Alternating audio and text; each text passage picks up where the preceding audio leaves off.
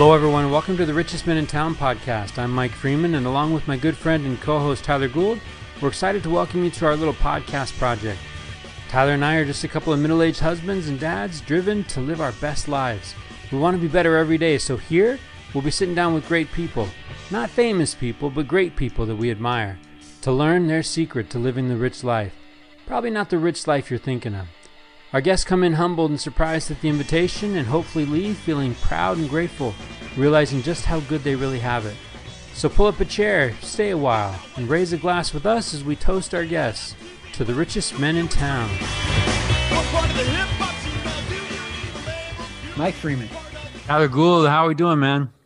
Good, man. We are about to open the doors and unleash Carol Wertz on the world. And Carol's a friend of yours. You've known her for a while. She gave you a B in a class in college, and you're still holding a grudge. And so tonight was sort of like trying to get through that a little bit. But and I got no business after tonight. I got no business holding any kind of grudge for Carol Wertz. So tell me, why Carol Wertz, why you thought she was a good candidate for Richest Men in Town, and what are some things that stood out to you tonight? Well, for our listeners that aren't so quick, let me just connect those dots. Carol is a woman on the show Richest Men in Town, and we've got like millions of dollars invested in marketing. So I don't know how hard it's going to be to change our name, but you might want to consider that, because Carol comes in and teaches us as much, if not more, than any other guest we've had. You talk about journey, you talk about someone who seeks the challenge and grabs the challenge by the throat when life presents some things, and she plays her one string, right? She plays what she's got, and she plays it with the right attitude. Man, so many great things that come out of Carol Wertz that you don't see coming. Yeah, I mean, Carol Wertz is an educator by profession, but she's an educator by experience and by just modeling. You know, the journey that she travels on, that she takes us on in the time that we're together, is impressive. And if you're not walking away with some nuggets of, oh shoot, that's those are some eye-opening experiences, then maybe you need to rewind and start it over. You know, Carol reminds us of the power of the unscripted life. The guy who thinks he's got it all figured out, right? He's got everything he's going to be doing for the next 5 years, next 10 years. We know the real story. It is important to have a plan. It is important to have an idea of where you want to be heading, but we need to follow Carol's example and learn what that tug feels like. Learn what that voice sounds like, calling us to do some other things. Not easy things, right? But calling us to do those things that are going to help us become who we need to be. And that's what Carol exemplifies big time tonight. Well, Carol talks about, she has a motto, right? But honestly, I think Carol has 3 mottos, because this is what I wrote down. Never turn down a challenge. Life is all about growing, and grow, learn, love, and serve. I mean, Carol is sort of the model of someone that sees the hard thing, accepts the hard thing, and then makes the best out of the hard thing. And man, if that's not something that we can all learn from, especially given the time that we live in now, I don't know if there's anything more powerful than Carol taught us tonight. Well, in challenge, it's funny how this works, right? It comes full circle, but I came in with challenge kind of bouncing around in my brain. Our good friend, Toby Crawford, he gave a talk on Sunday. I'm still thinking about Toby. He quotes that guy from Donwall, right? Yeah. And he said, absorb yourself in a magnificent challenge. Ooh, I like that. As part of that richness of life, right? Absorb yourself in a magnificent challenge.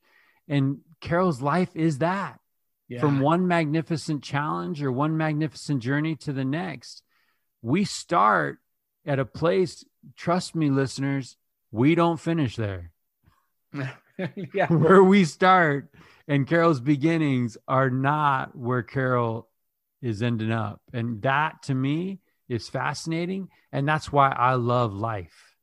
You really don't know what's going to come when the phone rings. You really don't know what's going to come from other people that are in our lives, and challenges are going to be presented. Are we going to have a positive attitude about it and take what is there for the learning and the growth? Or are we going to complain? Yeah, I feel like we could have a map hung up on the wall behind us and just covered in tacks for where Carol has been on this journey around the globe. But she's touched some people's lives. And everywhere she goes, it's grow, learn, right. love, serve. She's touched people's lives on more than one continent. And tonight, I certainly feel as though my life has been enriched from spending some time with Carol. So it was a good night, Mike Freeman, a good night with Carol Wertz. Yeah, I'm grateful to that God that puts people in my life. And you just think how many other wonderful, amazing stories are in the lives of people that we work next to, that we live next to, that live in our house, right? Taking the time to actually pay attention and learn from people around us. Carol taught me that tonight. Yeah, I agree with you 100%. So here's what I'm thinking, right? If you're listening to this show and you have someone in your mind that you think lives an exemplary life, let us know. Let's bring them on. Let's learn together. We want to learn from you, and we hope that you're learning from the people we've brought onto the show. Yeah, Carol was a dream. The hits just keep coming on this program. Number one, if you are listening to this podcast, you're in a great place. Now, what are we going to do about it? That's it. Well, look, it was a great night tonight. I hope everyone enjoys the time with Carol Wertz as much as you and I did tonight, Mike.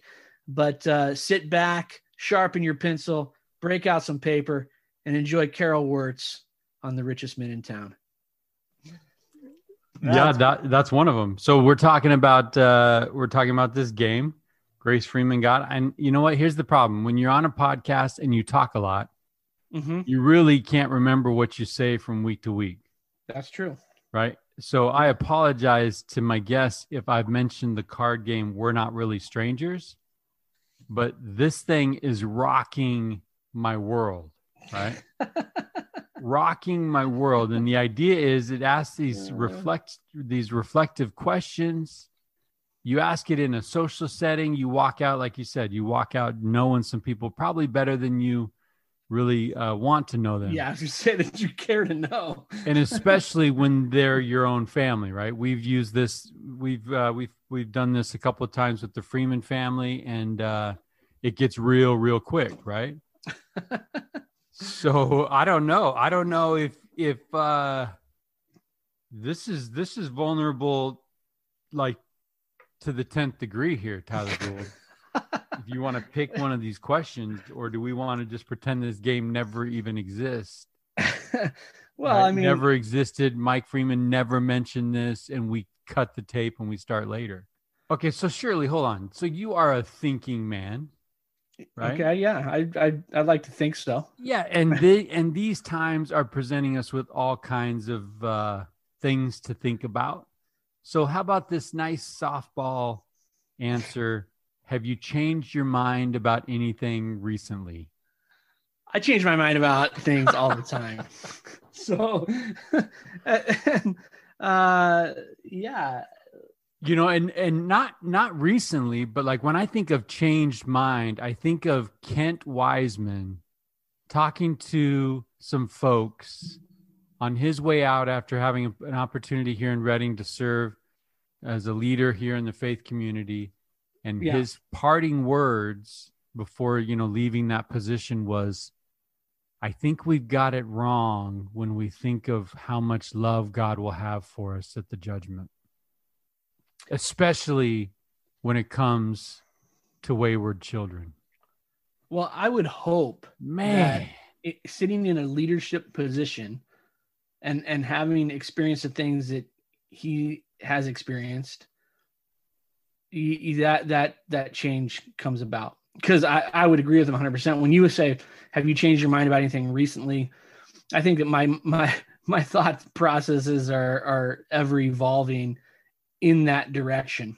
I think that, and I've shared this with you in other, off the air, but I feel like we don't discuss compassion and mercy enough. I think we're so caught up in punishment and justice that we lose the actual more important role of compassion and mercy. So yeah, I mean, that's my evolution in thinking for sure. Yeah. Now, yeah. And another one too is there's a great quote. One of my favorite quotes is, "The best of us aren't too good." And I love that. Amen. Right? Yeah. I love that. The more we get into this and have conversations with people that we admire and we think the world of, tonight's no different, right? Dr. Carol Wertz is going to be joining us, friend of mine. Going to connect you with her, and she's going to drop some amazing things. As we realize that we're people. We're all people, right? But good, I bad, think, ugly. Yeah. And I think too that there's this idea of, things aren't going to go as planned for everybody, right? So, and I've had this conversation with my kids a lot, especially since COVID, right? The greatest skill that we can have right now is to be able to adapt, right? To be able to roll with things, right? We can say, well, this is what I had planned, but here we go with plan B, and I can find happiness in plan B. There's what's that John Wooden quote? Things turn out best for those that make the best of how things turn out. Right. Yeah. And I think like that's right. That's a skill set that probably needs to be taught more. That's so. Well, I don't know. You and I have had an opportunity from time to time to talk to folks in despair. Yeah, and for sure. Like that's so much of it is still in their control. Yeah. Right. And they're choosing to react like that, and maybe even focusing on things they can't control, which leads to more despair. Right. But when we look at the situation, how we react to that situation is going to dictate everything, right? Whether that thing's a curse or a lesson. Yeah. And I can't help if I can go scriptural here for a second, but in First Nephi 17, right? He talks about this journey through the wilderness. And Nephi's description is how great were the blessings of the Lord upon us, right? After he describes eating raw, surviving on raw, we had everything we needed, everything else. And then you flip that over to his brothers who are on the other side. They describe the same thing. We wandered through the wilderness. We survived on raw meat.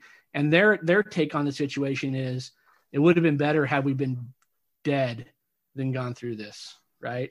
Same experience, different outlook, different result, right? Based on how they react to those things. So yeah, I think that's important, man. I'm full of them right now. You ready for this one? Yeah, let's hear it. I shared this with you earlier. This is Adrienne Marie Brown. How you are in this moment in history is really important. And all of that small stuff really matters. All the big things we are longing for are only made up of a lot of small, personal, radical choices. Yeah, I mean, I love that word radical, right? Yeah. Yeah, I mean, that's a great quote. I think that's a tough thing for maybe people to digest, because we want what we want, and we want what we want right now, right? And it's tough to look and say, well, I've got to go through all of these things before I can get to that outcome. But yeah, I love it. Look, choice, accountability, these things are key to our ability to get where we want to be. And how we react to things, the choices that we make in those moments of that could go one way or the other, right? Those are critical. Those are the radical decisions. When I think radical, I just think it's making the good choice in the tough spot.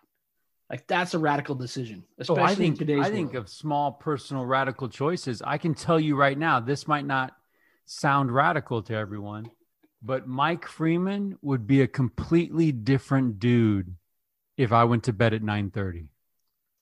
Small, radical choice. Yeah. Right. Because right now it's 11:30 midnight. Yeah. The alarm goes off at 5. Right. Like that would be a small choice. I don't know why I'm not. Because I think that that's like, oh, that's what old people do. Old people go to bed at 9. You know what I mean? But really, successful people go to bed early and they wake up early. Yeah. You know? Yeah. I haven't experienced that yet. I'm still fighting it. Late night guy. Yeah. Fighting it. But, you know, think of those small, personal, radical choices that we could make that would be the key to those big things that we long for. Yeah. Yeah. I agree. It's a big deal, man. Big deal. So my friend Carol Wertz is in the waiting room. What do you say? Let's bring her in, man. We had fun with her the other night. On a pre-show call, let's bring her in and get down to business. Are we going to hit her with one of these questions, or is that just cruel and unusual punishment, man? Carol Wertz, welcome to the Richest Men in Town. How are you? Thank you. I'm doing well tonight. A little nervous because I'm not used to talking about myself. I like to talk about other people. Well, you know what? Tonight, unfortunately, is all about you. And we should not be counting, Tyler Gould. We should not be counting. It's 2021. We just had an inauguration where we have a female vice president. I should not be announcing that Carol is the second female on the Richest Men in Town podcast. But Carol, you are. So you are making history with us here tonight. And we're excited to have you. Well, I am honored. Thank you. Well, it'll be fun tonight. So Carol, we talked to you a little bit the other night briefly, and we told you that you'd walk into a room tonight and you would have no idea what's coming at you. Sounds fun. That sounds fun. And I gotta tell you, Carol, when Mike and I got on tonight before you joined us, I had no idea what was coming at me. And so I'm going to give you some of the treatment that Mike gave me. Mike, Great. why don't you fire away? Shoot from the hip, if you will. All right, Carol. We have a game. It's not really a game because games are fun, and this may not be fun. The Freeman family received a card game called We're Not Really Strangers over Christmas. And the idea behind We're Not Really Strangers is it asks kind of probing, introspective questions of people so that we can get to know one another, right? So right before the show, I mean like 5 minutes before the show, I picked a few out of the deck and shot them over to Tyler and was like, what do you think about some of these, right? So I'm going to go ahead and fire off a question, okay? Now, do not be afraid of awkward, long, silent pauses because we can edit those out, all right? Do I win money? That's the important question. Well, Carol, you'll feel better about yourself. Maybe that's all I can guarantee. Let's go here. I am dying to know how Carol Wertz would answer this question. What would your younger self not believe about your life today? That I live in California and have taught at a university level and have a doctorate. You have a doctorate. Are you offended if I don't call you doctor? Oh, terribly. Should I? No, please don't. Please don't. Please. It sounds like your younger self had no idea what you would be doing at this stage in your life. Is that fair? I kind of had a plan, but once that got derailed, then, hey, it's just been adventures. I think I was telling you guys the other night that if I were going to title this thing, it would be called, I didn't know what I was doing, ... but God did. And so, I admire those people with plans for their lives. I think it's great. You know what I love about that answer, Carol, is we've talked to some motley crew, right? Tyler and I, we've talked to some bunch. We've talked to a few folks, even right? That crazy guy, Stephen Mitchell, and that crazy guy, Rajiv. Now, most people don't use the words derailed and doctorate in the same sentence. Most people, when life gets derailed, it's heading somewhere, not necessarily graduate level work, right? Right. That's a cool answer. Tyler, it's only fair. It's only fair, right? That you take some medicine that we're dishing out to Carol. Sure. What would your younger self not believe about your life today? Oh man, that's a tough question. I mean, I honestly, I'm like you, Carol. I don't know that I had a real roadmap that I was looking at, but it's certainly when I was younger, I don't think I imagined that I'd be sitting here on a podcast talking to people like Carol Wertz. That's for sure. But it's all good things, right? And it's funny because Mike and I were talking about this before you came on with us, Carol. The ability to adapt, and I've had this conversation with my own kids recently that, one of the skills that we really need to become good at, especially now in the middle of COVID, right, is the ability to adapt and just kind of be able to say, plan B looks pretty good. Let's go with plan B. Right. And be okay with that. Because there's a lot of a lot of disappointment right now. I talk to people and there's a lot of this thought of, boy, this sure isn't turning out like I thought it was supposed to be turning out right now. And especially when I talk to younger people, they talk about, well, my graduation or my college experience or these things are just completely different now. And I think that ability to adapt and to be able to say, I didn't know what I was doing, ... but God did, is an important thing. And we're going to get into that, Carol. I guarantee you that. So, yeah, but when younger folks say that, it's almost like they feel robbed, right? For sure. But then it's almost like, well, what expectations did you have? Like, do people feel like life owes you a good time? And where did you sign up for that? Like, where was that in the fine print coming down was like, yeah, and it's going to be amazing. And the other thing, that becomes part of their story. Mm-hmm. And you guys, I love what you're doing. I want to do what you're doing, actually, because I love hearing people's stories. I feel like if we did this more, the world would be lots less divisive. I agree. I think we're a lot more similar than we are different, aren't we, Carol? Mm-hmm. When we sit down and have these kind of discussions. Mm-hmm. But yeah, Mike, it's funny because I think that, look, when I was 17 years old, I thought the world owed me a good time. I mean, that's probably what I thought. And now I'm 46 and I realize that the good times look a little bit different, and that adaptability is a big deal. And I think maybe the positive coming out of the time that we're in right now is that people are getting a crash course in adaptability.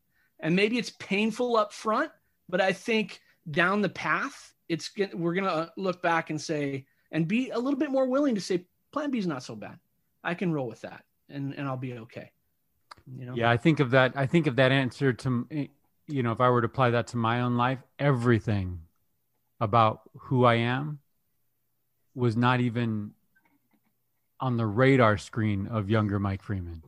Mm. If you would have gone to me as a 17-year-old and said, you'll go to church every Sunday, I would have probably dropped a few expletives. You're a little touched in the head, right? There's no way that's going to happen.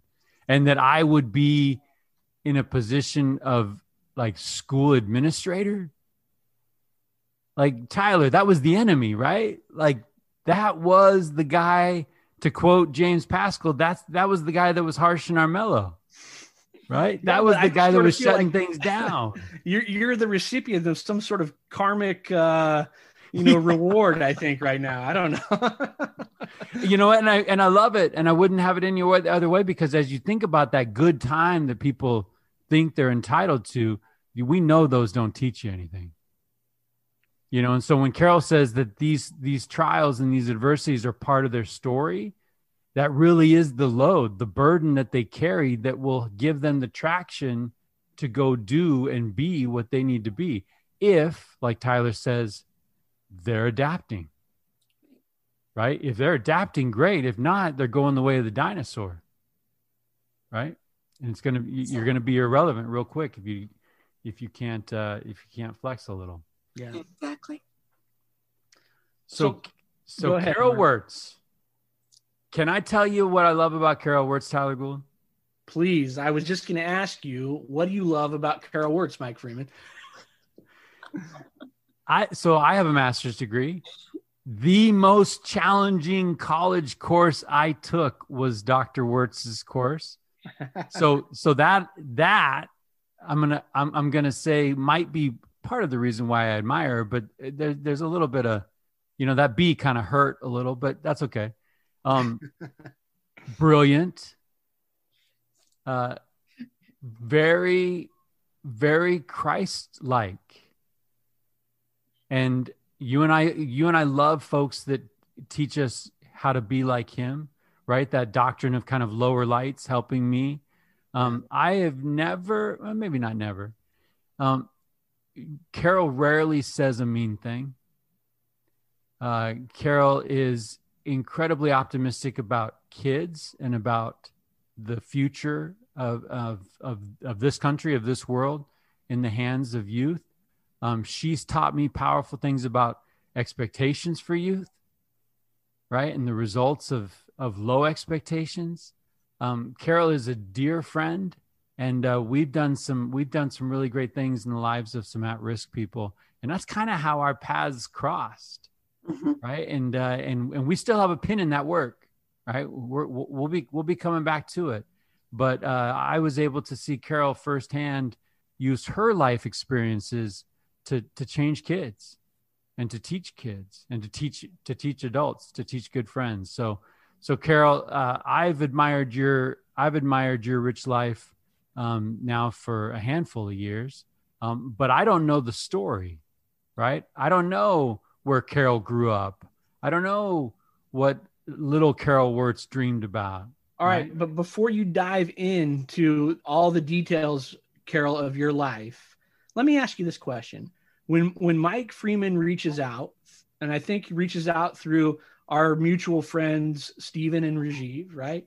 And says, hey, Mike's got this podcast and he thinks that you'd be perfect as a guest on that podcast. What goes through your mind when you hear that? Probably three things.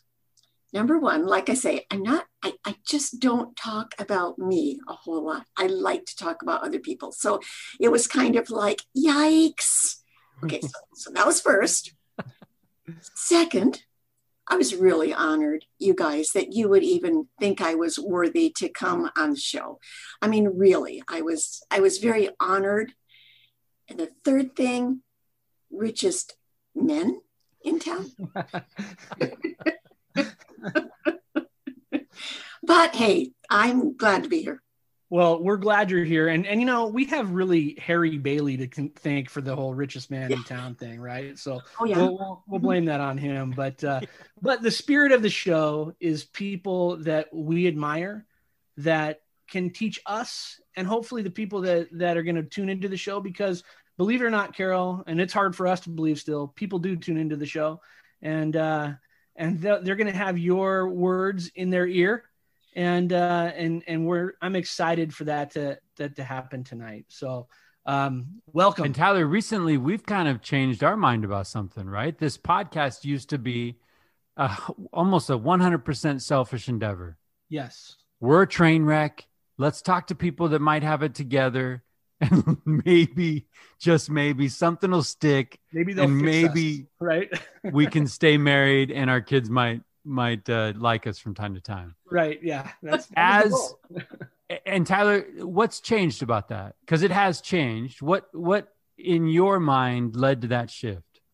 Well, I think that, as we've talked to people and I've been touched by their words, and then I've had other people reach out to me and tell me how they were touched by our guests' words. I think that was sort of the lifting of the veil for me as far as what the reason or the potential of this show is. And so that is the shift. Now I will say I still am a selfish guy and I still like to make it about me as much as possible, but there's a lot of people that are getting a lot of good from this show. So I have no doubt that there is going to be someone, Carol, that's going to listen to what you say tonight, and they'll reach out to Mike and I, and they'll express their gratitude for for you being on the show.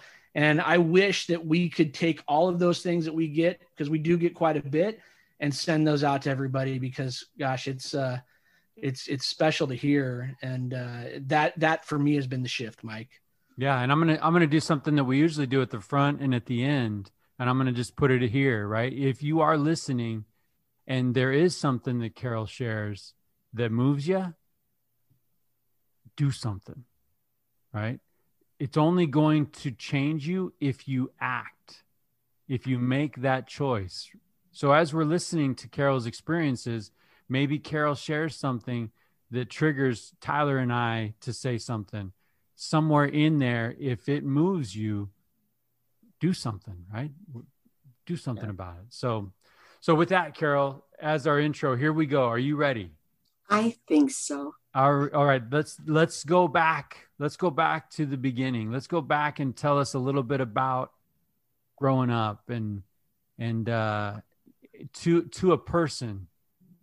We find valuable lessons as people share out experiences from childhood and lessons learned from mom and dad and what family looked like early. So Carol, talk to me a little bit about growing up. I was born on a farm in Michigan.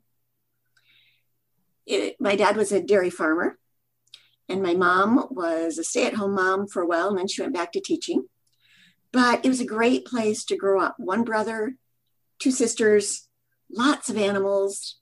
I learned at an early age the value of hard work, and drove the tractor and worked in the garden and watched the sisters and baked and cooked and had fun too, and really it's a very rich legacy. My grandfather, my father, my brother, and I all went to the same little one-room country school.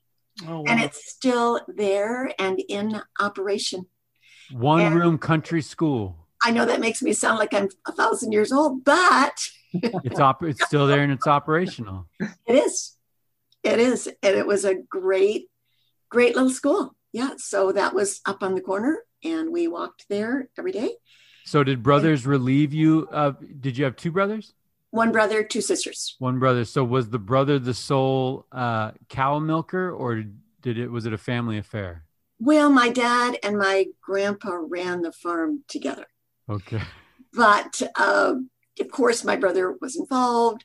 What we really liked to do was to go up in the hay mow and make hay forts and climb through those and play in the trees and walk around the acreage and play with the rock piles. And, it really was. It was a good place to grow up. And my parents taught us values, responsibility and honesty and integrity, and took us to church every Sunday at the little church on the corner. And so it was good. That's where I first learned about Jesus and sang the Sunday school songs and all of that, and I would just say, never forget where you came from. I started out on that farm, and it was good. And not everybody has the greatest place to start out, but wherever you came from launches you into the rest of your life. And so, you can't change your beginning, but you can change your ending. And so just embrace. So growing up, did you appreciate it, or did you want to get out of that town? No, I appreciated it. I really did. Yeah, I appreciated it. It was around us were all like farms and children and families. And in fact, I still have a best friend from when we were 5 years old in that awesome community. And not many people can say that, Right. Yeah. And so, no, I really enjoyed being there. Mm-hmm. Carol, you mentioned that. I love that you said, never forget where you came from. And you recognize in that statement that, hey, not everybody may have the most idyllic of starts, but there's lessons to be learned regardless of where they are, and it helps you kind of move you forward. What what lessons stand out to you from your youth in that town growing up that you still remember to this day? Community, just the importance of community. You know, things happened at the church and things happened at the school, and that's where people gathered, and we brought food, and that it was just that sense of community. Mm-hmm. Do you feel, without getting too skeptical and negative, do you feel like we've maybe lost some of that in 2021? Oh, absolutely. Absolutely, we have. Yeah. I wish that all kids could feel that value. You know, I think it still exists in some places. Like I was talking to the administrator at Castle Rock, you know, at that school. That's a little tiny community, and everything happens at the school. You know, the dance and the this and everything happens at the school. And so I think little communities maybe still have that. Man, that's tough. I as you're saying that, I'm thinking, man, 2021, it is so different. And having that connection to, your neighbors and the community is so important. It just changes the way that you view things. And I'm wondering and this is for you, Mike, too, but what can we do? I mean, I refuse to believe that we just have to accept things as they are. I don't believe that. I agree 100%. When I asked that question and heard Carol's sad response, it mirrors what I'm thinking, right? Like, sure. It is gone. It is gone in a lot of these places in this country. And I think you're right, Tyler. We should not accept that. We should not be okay with that. Yeah. Maybe our church communities step into that space. But when Carol says, I wish they could feel that, like, our kids are growing up without that, without that richness, without that tradition. And I'm not saying we have to work on the family farm. That's a different experience. My kids would not be putting up with that very long. Although my kids probably would have been served really well by. Oh yeah, 100%. My kids would have benefited from it, but they would not willingly sign up to go work a family farm. Yeah. But what can be done in its place, right? I also feel like Kurt Holmgren's episode feels like home. Mm-hmm. Just that home feeling, right? Where the neighbors help raise your kids, and they know your kids, and they call you when your kid's being a knucklehead, right? I mean, all of those things that right now I would say are not present in my community where I live. And I think that's a question worth pondering, right? Worth kicking around. What can be done? Because we're not in this business of talking to people, identifying everything that's wrong and not trying to come up with something to do about it, right? That's not the spirit of this podcast. And I'm in the kill 'em with kindness. I feel Carol's loss. Yeah, I feel like there are things that we can do. Look, let me tell you this. Before Christmas, I have an 11-year-old daughter. She's my youngest, and she had a friend over, and they were just hanging out. This is a week or two before Christmas, and out in the front yard, and they decided to write notes to the neighbors. And so they wrote these notes, and they said, something like, we're thinking about you and we care. And it was very simple, right? And they left them on porches. And one of the neighbors was highly offended by the note that was left on the porch and was upset about it. And we got to have some conversations. Yeah, it's look, I can't figure it out, but it was an opportunity, right, to have a conversation. And I feel like we have decided that we're so busy, right? We look at our electronic devices all the time. We drive straight home, pull into the garage, get out and walk inside, and that's the extent of it. And I mean, my daughter was a bit traumatized by sort of being talked to by the neighbor for doing this. And I said, but look at the benefit here. She came out, she had to engage with us. We had these conversations that were a little bit more meaningful, and we got to express some of our feelings about the holiday. And maybe if it doesn't go beyond that, at least now we've started a conversation. And I feel like maybe that's it. Maybe we just have to be forced into each other's space a little bit and say, hey, this is me, Tyler, it makes me think of that T.S. Eliot quote you put up on your Facebook post the other day. Yeah. Right. Where is the wisdom we've lost in knowledge? Where is the knowledge we've lost in information? Yeah. There is a trade-off. Yeah. The conveniences and luxuries that our current modern life gives us comes with a trade-off. And that trade-off is that life that Carol's talking about. Yeah. Right. That sense of community. Carol, I had a follow-up question too, similar to what Tyler was asking. When you talked about being taught values, I'm curious what that looked like.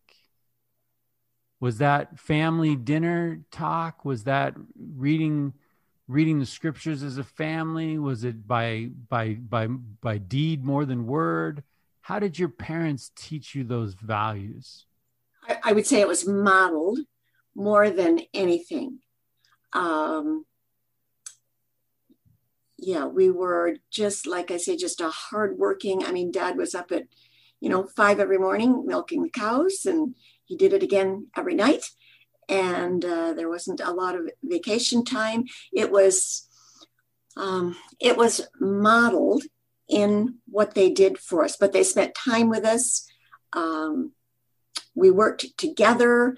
We played together, in the snow. We played fox and geese, if you know what that is. Sounds amazing. I don't know. No, I'm from Red Bluff. We played fox and geese at recess.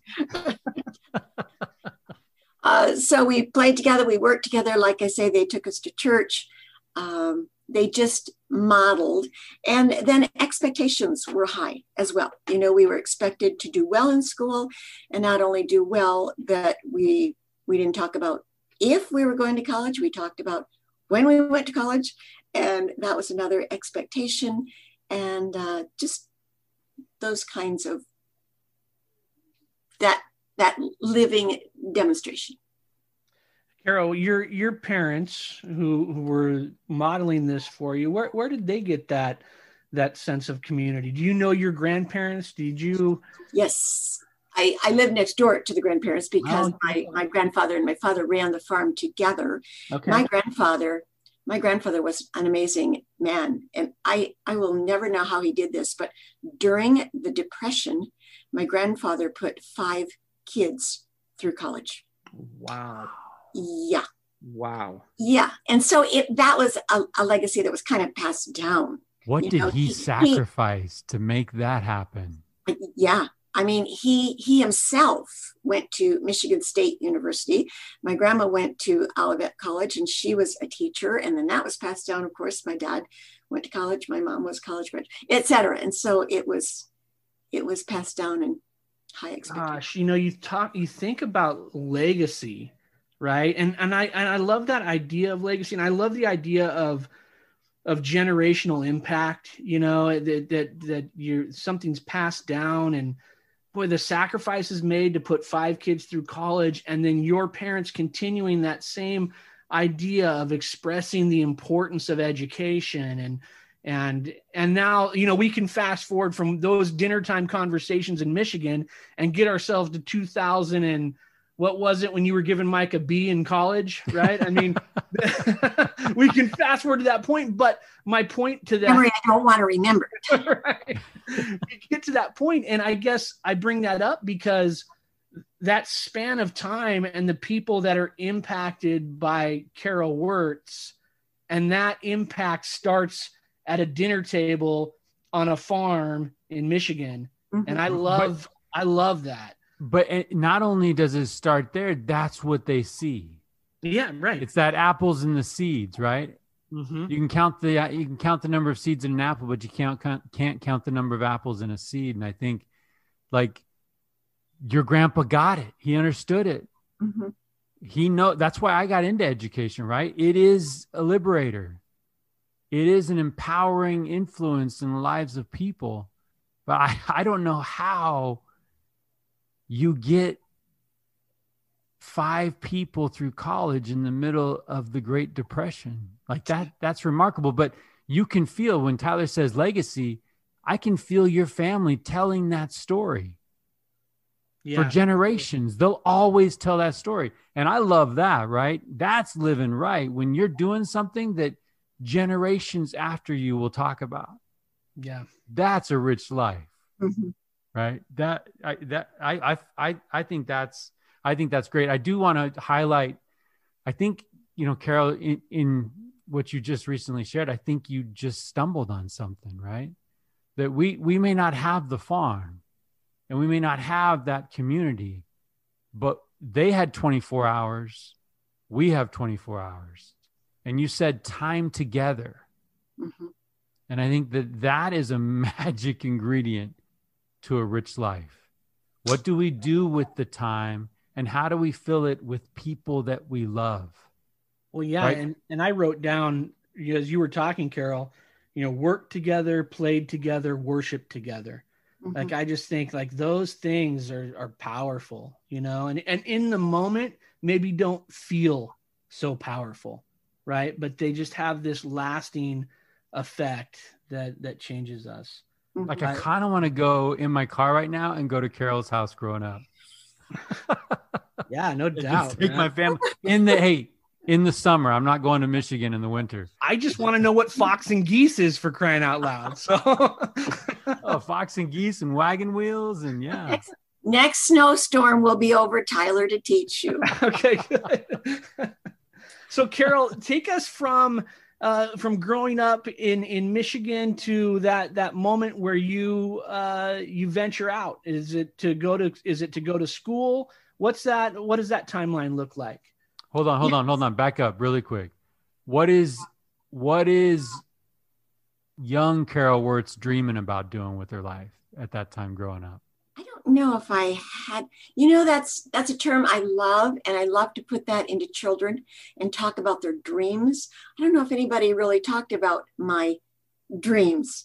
We just sort of lived life. I've always, even from the time I started playing school with my sisters, I've always been involved in education. And then I started teaching piano in high school.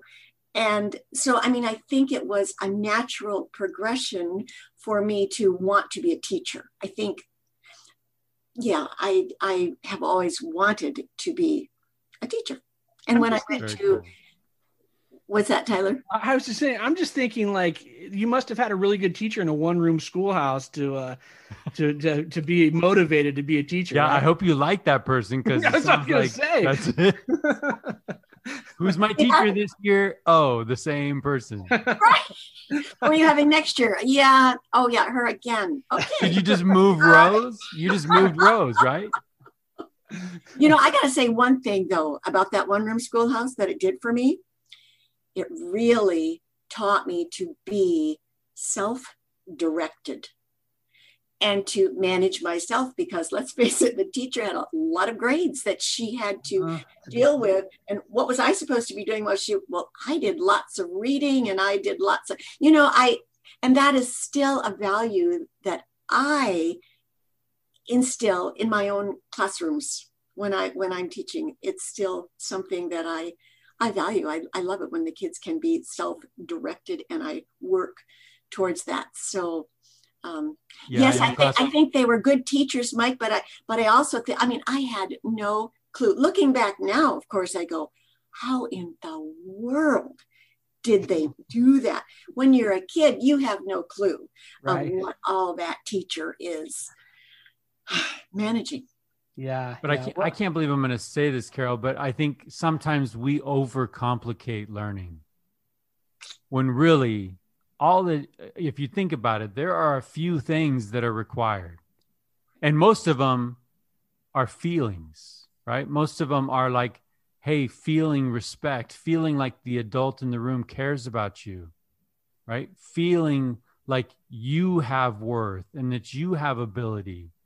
A lot of those things can be done in a cave, right? With a burnt stick on a wall. But I think that the idea is, I often said in the classroom that I think it's a Dr. Seuss quote, right? Your teachers can do a lot of things, but eventually learning is going to be you in a room all alone doing the work, right? Processing and making the connections. So yeah, that whole idea of being self-directed, that's a great skill, right? I think that's probably foreshadowing some things that are coming later down the road, right?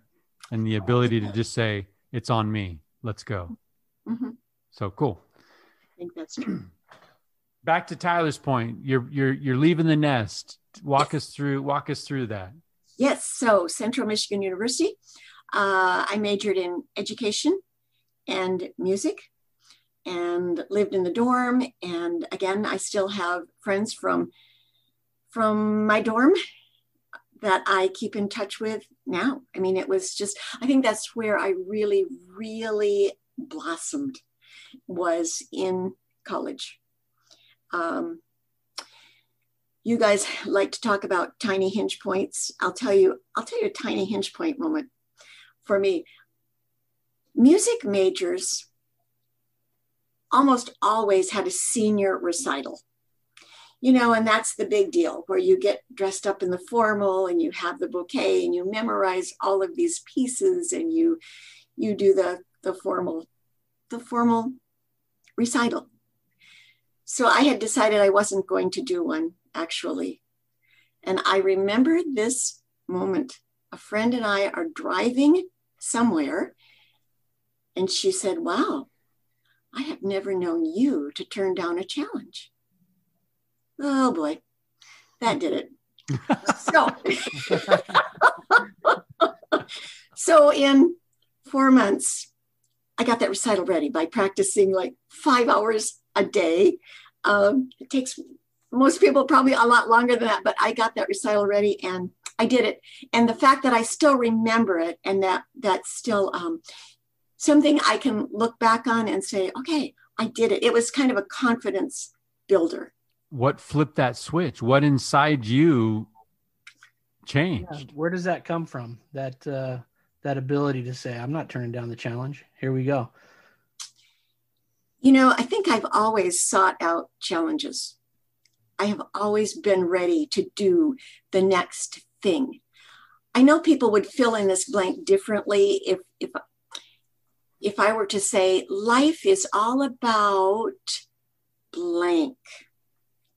How would you fill that in? And for me, that sounds like one of my cards. Whoa, all right. I'm going to ask you guys this one. Life is all about. Do you want to fill it in before I tell you how I fill it in? Yeah, Tyler definitely wants to fill it in. And then Mike does. Okay. Mike loves to volunteer me for these kind of things. I think life is all about love. That's what I think. Yeah. Mike Freeman? Mike? I'm going to say, so this is not life is promising you a good time. Oh, well, darn it. Life is about joy. There we go. Difference, right? Everybody feels the difference between a good time and joy. We don't need to necessarily break that down, but absolutely. I think life is about joy. Sure. Yeah. So for me, that blank is life is all about growing. I love that. Yeah. So I choose experiences that, well, I don't always choose them. Sometimes they're forced upon you, right? But experiences that will help me to grow, and finding the positive in each one of those and allowing it to just kind of move me forward. Now, Carol, where does that instinct come from? We've talked to a lot of people, and kind of reminds me, Mike, of Alan Michael Boson, right? You lean into the process. John Taylor talked about his wife seeking out the hard things and diving into the issues that she has. Where does that come from? Because I think that's a powerful skill to have, to be able to say life's all about growing. So come what may, I'm going to try to make the best out of it. Where does that come from? And when did it start? See, that's you're making me think about that right now. Has it been developed over years, and is or did it start way back when. And I'm not just sure about that. Yeah. When you say life is all about growing, is there a moment in your life when you can identify that, hey, life is all about growing, where it just kind of clicks for you, and that becomes that mantra, if you will? I think it's been a series of experiences. Mm-hmm. Yeah. So over time, it has just become stronger. I have 4 words that are just really important to me. I just call them my little mission statement. And it is grow, learn, love, serve. And so I try to choose, try to do those things that will help me in those 4 areas. If you think about a circle, and you cut that in 4ths, and you label each one like physical, spiritual, emotional, intellectual, Mm-hmm. those all have to be in balance. And I always try to do something new every year that will just really work in one of those areas. Focus on one of those areas and try to grow. I love that. You're speaking my language, Carol. I love it a lot. That's fantastic. You know what I love about that word growing is it implies patience, right? We don't rip stuff out of the ground and, yell at the vegetables for not growing. It implies. So that's what went wrong with my garden this year, right? Yeah, that we're patiently waiting for the fruit of that, of those little choices, of that behavior. And I love that. In fact, I think we should probably even get rid of that word learning and just use that word growing, right? Growing as individuals. And I think that talking to Carol about, leaving home and going off to college and that growth, and talking to you now in this season, it's different, but it still sounds like it's an intentional pursuit in your life, right? That you're prayerfully going after and seeking. And I think that's I'd get a bumper sticker: grow, learn, love, serve. I think that's powerful. And I love that image of the 4 quadrants, right? It really reminds us of Christ growing up, right? And he grew in favor, and he grew in stature, and he grew in wisdom, and but he grew precept upon precept, line upon line. That's the other thing I love about that concept, Mike, is that you never get too old, thank goodness, to grow more. I mean, I think as long as you are alive, it is a growing process. Yeah, I agree. And I think that, one of the reasons that Mike and I have felt so passionate about this project is our desire to grow, right? And learn. And you know what's interesting, Carol, going back to your comment about community, I think when we're in these communities, that's where we have real opportunity to grow, right? Because we're with people of different attitudes, opinions, and we can come together and we can find common ground, and we can learn that we are similar and not so different. And boy, the opportunity to serve there and to love there and to learn and to grow is huge. And that's probably just me bemoaning the fact that that community is slipping through our fingers a little bit, but Well, right about at this stage, Carol, I'm curious to know what faith looks like. I mean, I know you now to be a woman of faith, and we often ask, where did it become your own? Mm-hmm. Right? You grew up in this rich home. It sounds like there was love, and there was example, and there was modeling, and there was this community, and I think anchored in that community was a faith, right? Mm-hmm. Whether that was a Sunday worship or in the community, there were these values. But when you leave that, I'm always talking to kids that are heading off to college, and I'll always ask them, like, hey, when mom and dad aren't there, what is this going to look like? Right. Mm-hmm. So when mom and dad wasn't around, or when did you get to a point where faith became a source of power and strength for you personally? That was probably a little bit later, although in high school was when I really, really accepted Jesus, as my savior, but it kind of stopped there. And then through college, I kept the faith and kept going to church and that kind of thing. But as far as the actual boom, there's more to this whole journey, that probably didn't happen until a few years later. Well, I got to ask the question, Carol. I mean, a few years later, talk to us about that. What is that? What's the springboard? Can we go there and talk a little bit about that? Sure. So after college, I married my high school sweetheart. We'd gone together for about 5 years. And after about 6 months in Michigan, we took off for Vermont, where he got. Whoa. That's a move. Yeah, it was. It was a good move. And there we had a daughter. And then a couple of years after that, I wanted another baby, and I started talking to my husband about that. And because all my life, my mother was an only child. All my life I had heard, don't ever just have one child, right? So it was time for number 2. And my husband said, what would you think about adopting a Native American baby? I said, well, that's great.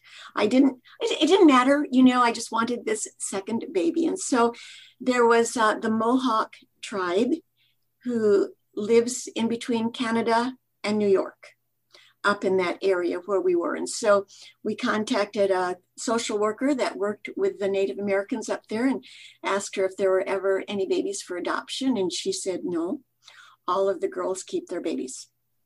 So I said, okay, that's fine. And thought, well, maybe that's not the plan. And a couple of months later, she called back and she said, there is going to be one gal who's going to give up her baby. Would you like the baby? Now, keep in mind, we'd never met this person. It was just, nothing like this would ever happen today, which is why I know it was the Lord. So anyway, I said, well, yes, we would. So in January, she called back and she said, the baby's been born. It's a healthy boy. Would you like him? I said, well, yes, of course. And then she laid this question on me that no one had ever mentioned. It was, what would you like to do with the baby until he can become legally yours? Well, I had no idea. She said, why don't you call Vermont Children's Aid Society? Because that was our social agency that dealt with adoption. So I called them. The mother had the choice of going either to Canada or to the United States to have the baby. She went to Canada. So Vermont Children's Aid Society said, we don't want anything to do with it because he was born in Canada. Why don't you call Canadian Children's Aid Society? So I did that. They said, we don't want anything to do with it because he's going to be going back to the States. Why don't you just go to the hospital and pick him up? Oh, wow. Well, hey, that's what I wanted to do anyway.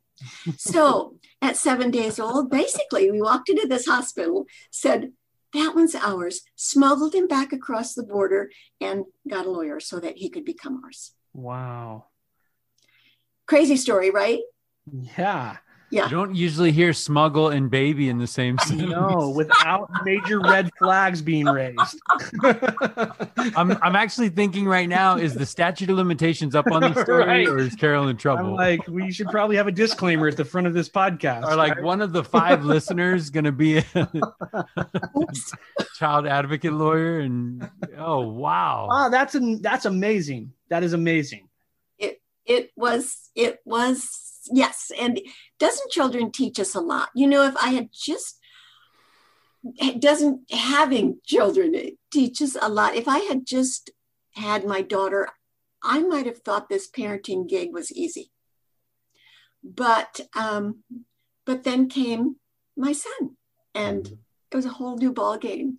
And he's been a challenge and just lots of fun ever since. That's amazing. Then moving right along. So after 7 years in Vermont, actually, my husband and I and the kids were out in the boat one day on Lake Champlain, and he announced that he was going to be leaving because he was not cut out for marriage. So call me stupid, call me naive, call me unaware, I was blindsided. I honestly had no clue because we didn't fight. I thought things were fine. And he was leaving.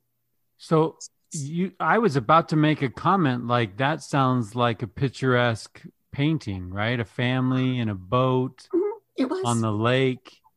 And in that context, he tells you he's done. Yeah, it was one of those gut punching life changers. Carol, how old were your kids at this time? 5 and 2. Okay. Or 3 and 6. Okay. 3 and 5. Sorry, 3 and 5. 3 and 5. Okay. Yeah. So I continued teaching piano. I didn't really share with anyone. I had about 35 students a week at that point for teaching piano. So I had my own little business going on and didn't really share with anyone, and hung around for a year, just sure that he would want to come back, of course. And after a year, I thought, all right, maybe it's time to move on. So I decided, well, if we're moving on, let's move somewhere warm. So the kids and I went on a trip to Virginia where I had relatives and looked for a teaching job. And then a couple of months later, the kids and I came to California, and we started in Santa Rosa and slowly drove through lots and lots and lots of towns, filling out applications all the way down to San Diego, where I stayed with a friend.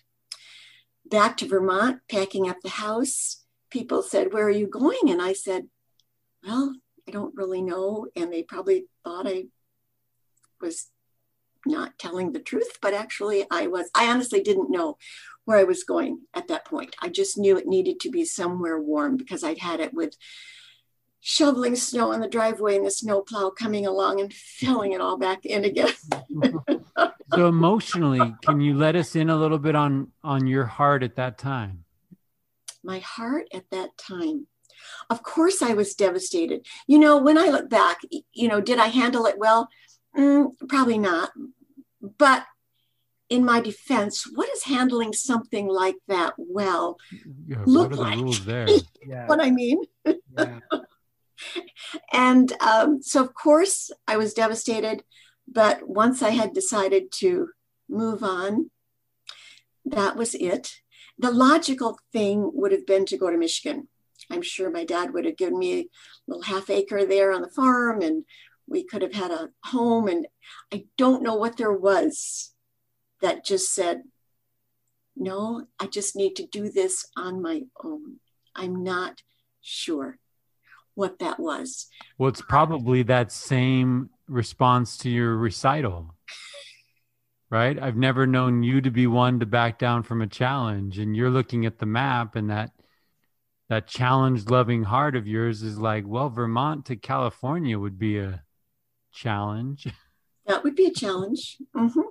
And also far away. And I just felt like being far away at that moment, I think, So no job, no friends. I didn't know a soul actually out here. No leads on anything. I decided to move to Santa Rosa, California. There was this little voice in my head that said Santa Rosa, California. And the only thing that had happened there was I had stopped in Santa Rosa, filled out an application in the park while my kids played in some fountain I'm sure they weren't supposed to be in. And that was my only knowing about Santa Rosa, which was nothing. Carol, what did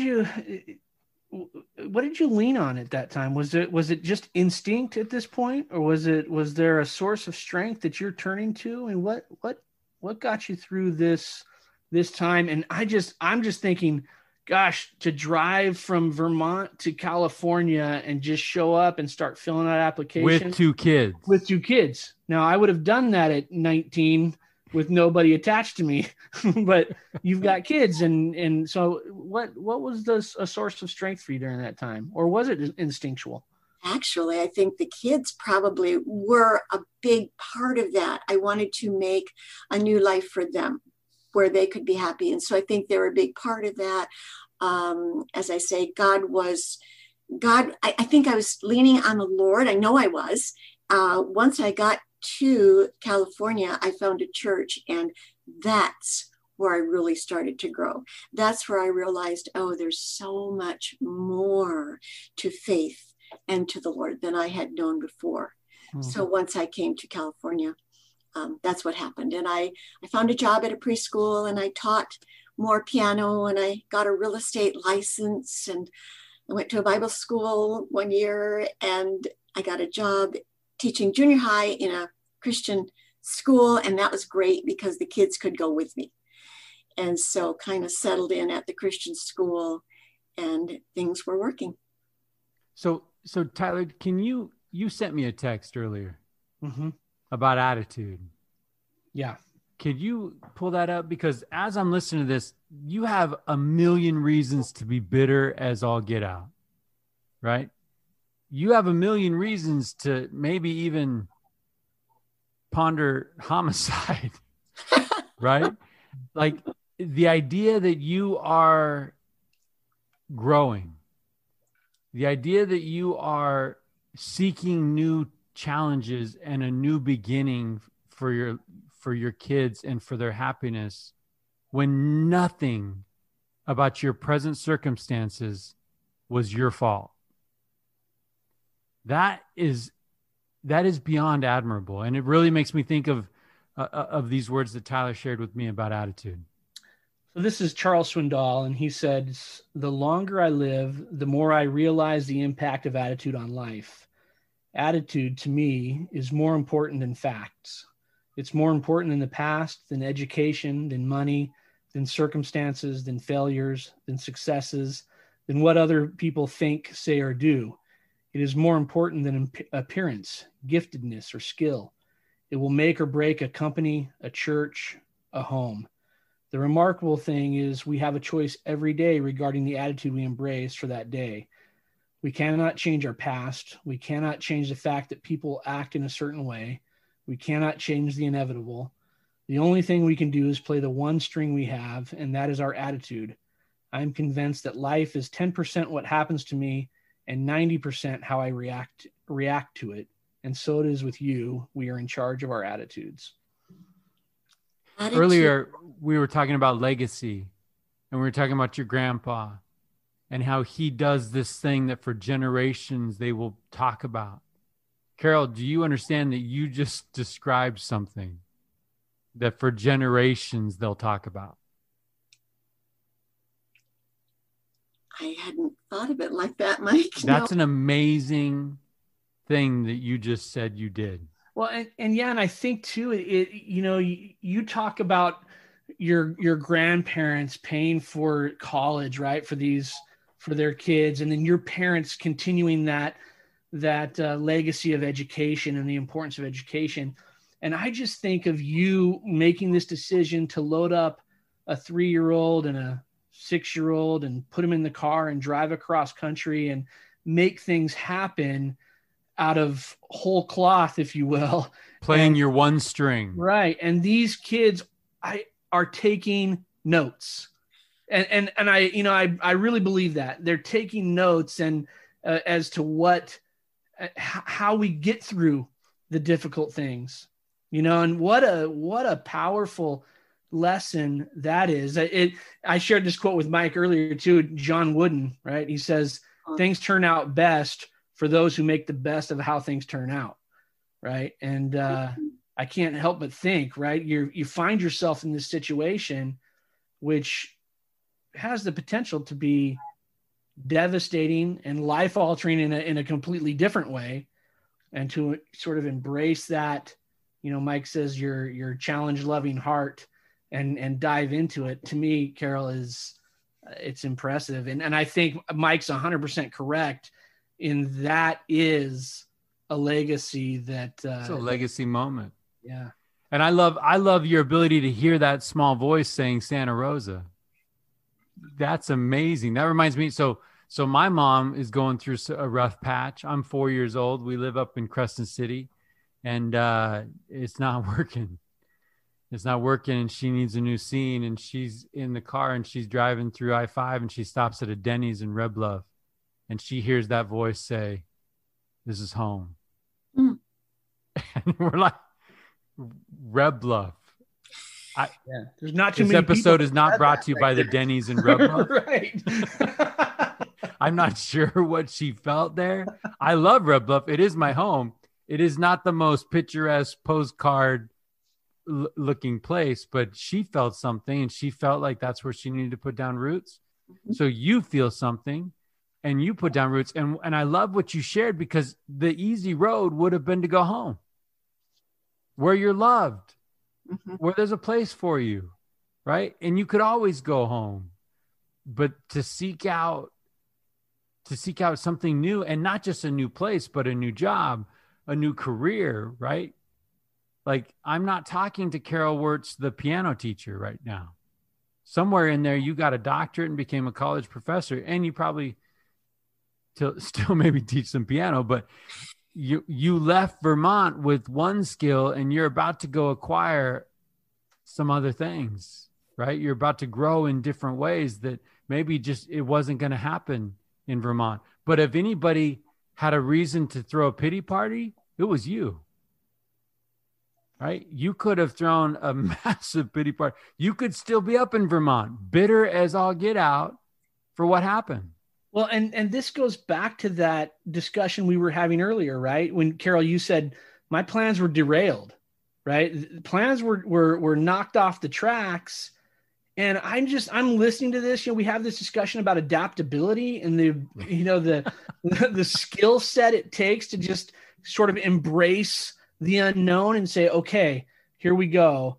I mean, Carol, this is what Mike and I were trying to describe, and you lived it. And I love it. And I think it's important for people to hear, because plans, you said earlier, I admire people that have a 5 and a 10-year plan. I think that's great. I'm not, I don't know if I was ever there. And I think that your experience, at least not having that 5 or 10-year plan, is probably more the norm than it is the exception. Even though I think people want to say, well, I know where I'm going in 5 years, and boy, wouldn't that be easy, right? Or easier, I should say, if I could say 5 years down the road, this is right where I'm going to be, and this is exactly how I'm going to get there. And boy, that, if life was that predictable, mm-hmm. But then again, if life was that predictable, where would your motto be? Grow, learn, love, and serve, right? I don't know if it's there without that unpredictability. Yeah. And Tyler, I dare you at this stage in the program to ask Carol Wertz what she's learned the hard way. Carol Wertz, what have you learned the hard way? I mean, for crying out loud. The whole thing. I just heard the journey of it, man. Yeah, well, the whole thing it sounds hard. Yeah, it was. But like I say, a new life began, and it was good. I was at the Christian school, but working internationally had always had a pull for me. And this is where it actually started, because Santa Rosa was close to San Francisco. And so in the summers, we would have lots and lots of groups of mostly Japanese students coming. And so I became the director of the program for the summers. And I worked probably 10 summers with this, where you had to find the homes for the kids, and then they came and stayed for 3 weeks, and you had to arrange the tours on the buses and go with them and teach them every day while they were here, and have big programs and so forth. Again, that was huge. I loved it. We always had 2 or 3 Japanese students staying at our home, and it was just a kick. And that was a growing experience. I learned that I loved the Japanese culture. And so that was just a lot of fun for all of those summers that we did that. And from this vantage point, you know, I'm old. From this vantage point, I can look back. Unlisted number, just old. But I can look back and see how everything worked together. When sometimes you're in it and you, for example, during those 10 years at the Christian school, I got my master's degree. Why did I do that? It didn't help me at all, teaching at that little Christian school. It was just a goal I had. But later on down the road, you see, oh, now I see why I did that. And the same with this international working that I did, because after about 10 years, I just felt this little urging. It was time to leave the school. What was I going to do next? I didn't know. This is kind of how I roll. I'm noticing this. Yeah. So I left the school. I subbed for a couple of months, but then one day in the paper, I saw this ad. They needed a teacher in Switzerland. I thought, no, this can't be real. But I applied anyway and got the job. So off I went to teach English to Japanese students in a French-speaking village in Switzerland. Wow. You're a long way from that farm in Michigan. I know. Isn't that great? Yeah, it was just too fun. So that was my first experience really in teaching ESL full time. It was really, really difficult because we had no curriculum. So every night it would sort of be, okay, what are you doing tomorrow? And let's plan. But it allowed me to be really creative and fun in what we did, because there was not that curriculum that I had to hold to. And so we did all kinds of great projects. Tyler, that is so like Carol, right? Talking about the attitude. I'm in Switzerland. I don't have any books to teach these people, but it allowed me to be creative, right? Yeah.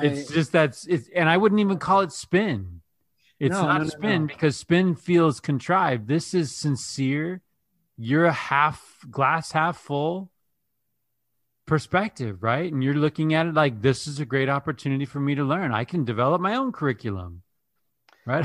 I got this. Yeah, it reminds me of, we talked a few episodes back to David Hill, and he was describing a moment where his Vespa was thrown on a bonfire, right, by a crowd, and they burned his vehicle.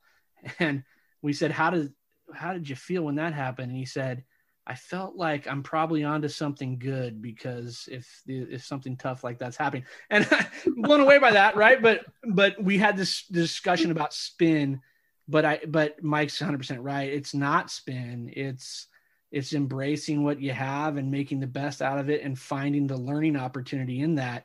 And every story you're telling, Carol, I see grow, learn, love, and serve woven throughout each of those stories. But it kind of goes to Christ's question, right? What seek ye?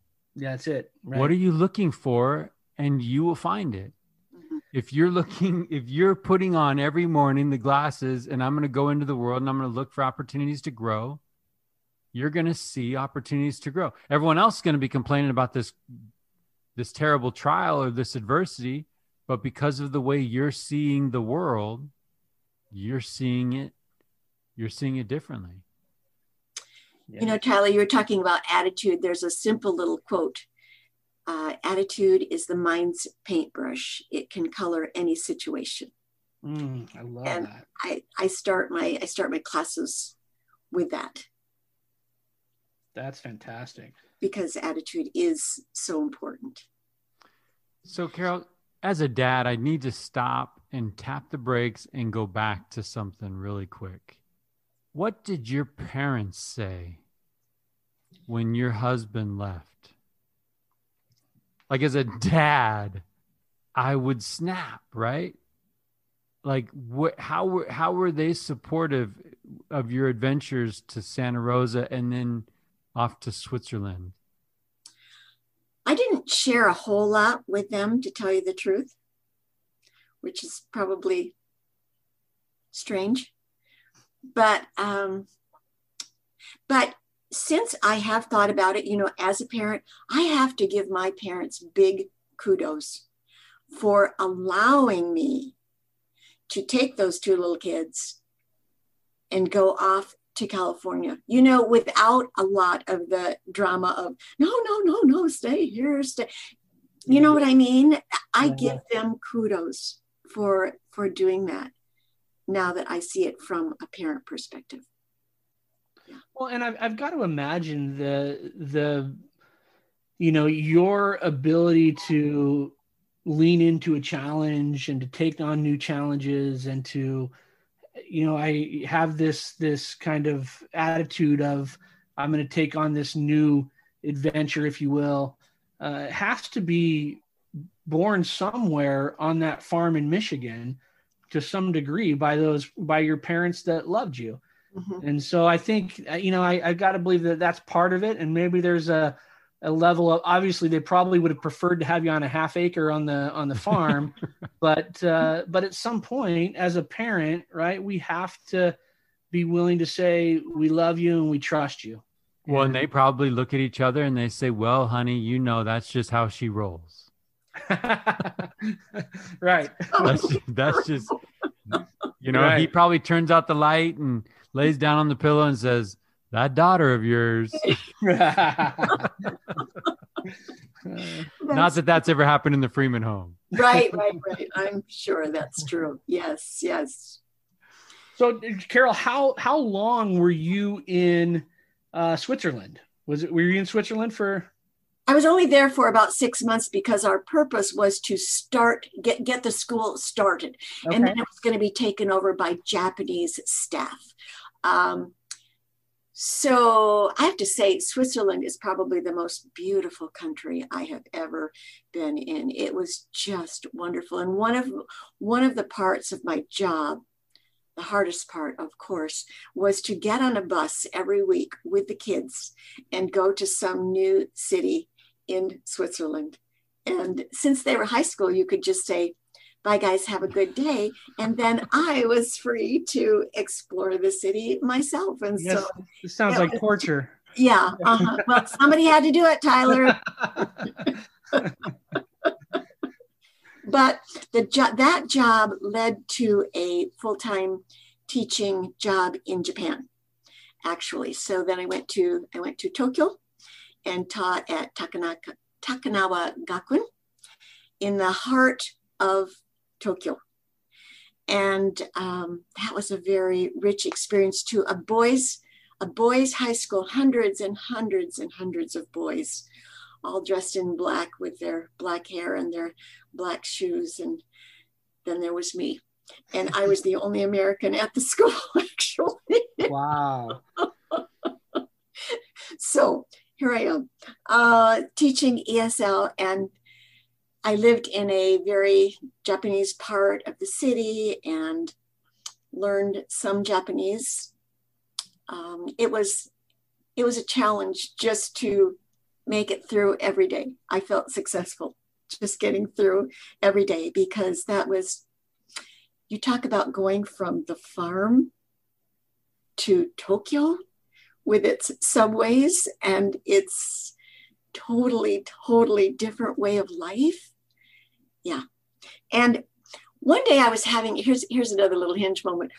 One day I was having, just one of those days. What's it all about? Why am I here? One of those kinds of days, right? And I hear a voice and it said, smile. It was almost audible. It almost made me look around and go, whoa, who said that? Smile was the message. There are thousands of Japanese people in Tokyo, and they're all running to the subway with their heads down and nobody's smiling and everybody is just intent on where they're going. And then when you get on the subway, you're piled 4 people deep in the subway and nobody has time to smile or be gracious because you're, anyway, that was my message. And so I started seeing who I could make smile in Tokyo. And it was kind of fun. Actually, they probably just thought, oh, that stupid American. But always smiling, you know. But anyway. Yeah. She's crazy, but you know, she's a crazy American. So anyway, that was kind of my one of my missions.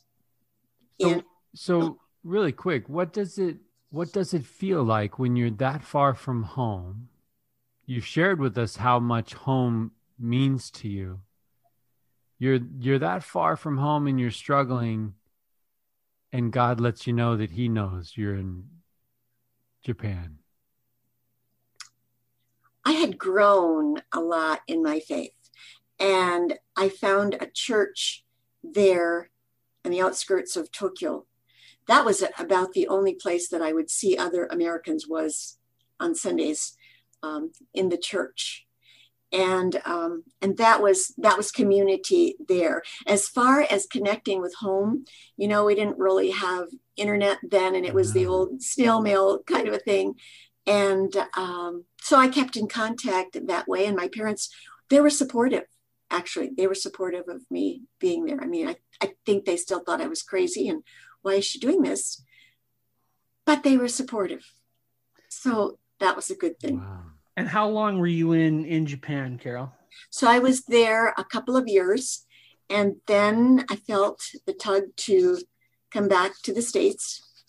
And by that time, the kids were on their own. They were in college and so forth. And so I came back to the States and settled here in Reading and began teaching ESL at Shasta College.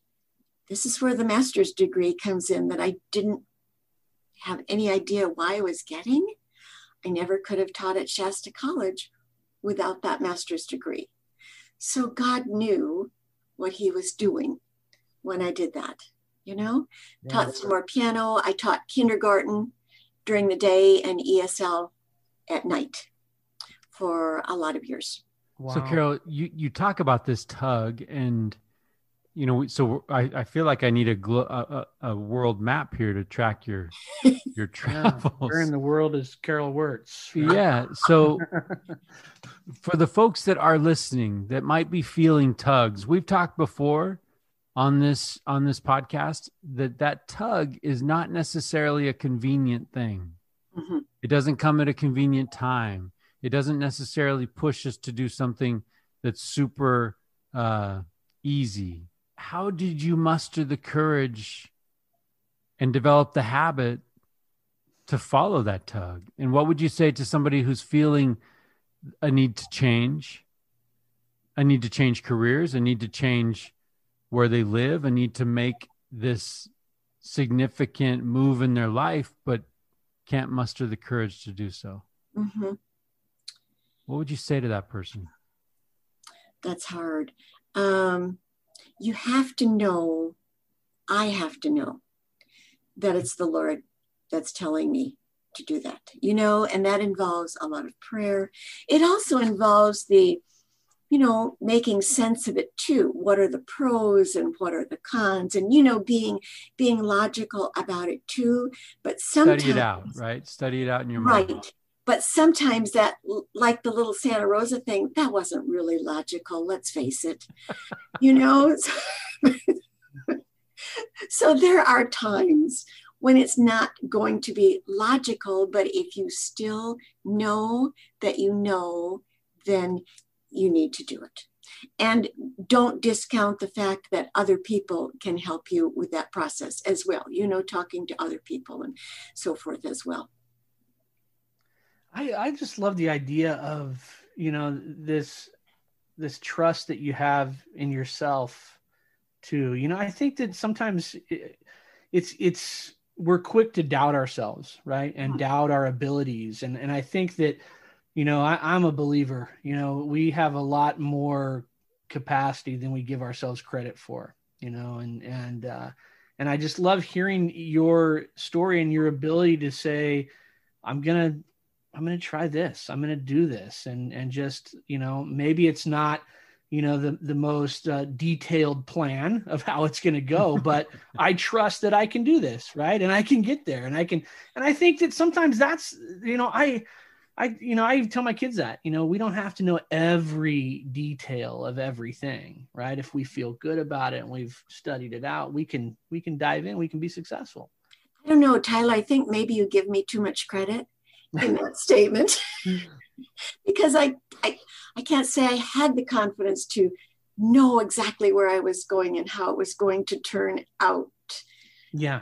Well, and I think that's the brave part, Carol. Honestly, I think the bravery is in, I don't know what's coming around this corner, but I'm going to go around the corner and just take a look. That to me, that's bravery. There's a lot of us that, and I'll, myself included at times, where I felt like, let's just be here because I know here, and this is the safe spot, right? This is known. This right? is known. These troubles are familiar. Yeah. These are the troubles I can deal with, right? I don't know what's beyond. But I think, if I go back to your motto and we look at that word growth, I feel like, boy, if we can stretch ourselves into the uncomfortable, that's growth. And we can start to see that, oh, wait a second, I can do this thing. And maybe I am capable of a little bit more than I gave myself credit for. And I just admire that. I think that's and again, we go back to that discussion about a crash course in adaptability, right? With COVID thrust upon us. I think that, that's a skill that we need to be able to have right now, is to say, I'm uncomfortable, but I can do this. I will be okay. Well, and Tyler, you use that word bravery, and I am curious, Carol, what are you afraid of what are you afraid of, and how do you overcome that fear? You're not afraid of challenge. You're not afraid of jumping into a country where you don't know anyone.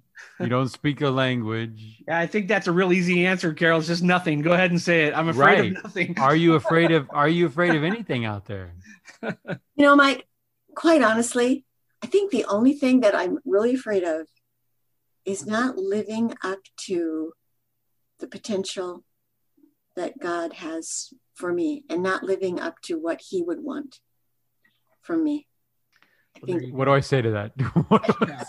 That might be the best answer we've ever received on the show, right? I think that's a powerful thing, and I think it's a loaded answer to a difficult question, because that process of knowing who he is, knowing who he knows me to be, keeping all of those things front and center in my life in a world full of distractions, living my life in a way where I can hear him, right? I'm curious about all of those things. I would love to know what Carol Wertz does to set herself up to hear that voice, right? Scriptures, prayer. I mean, those are all skills that you're throwing out there. Like, those are all skills that you're throwing out there. Like it's everyday common sense. And I can tell you right now, it's not. It's exceptional. It's rare. And there's not a lot of people, right? We've used the phrase before on this show about swimming upstream. I feel like Carol is giving us a course on that right now. Swimming upstream. Yeah, that's right, Carol.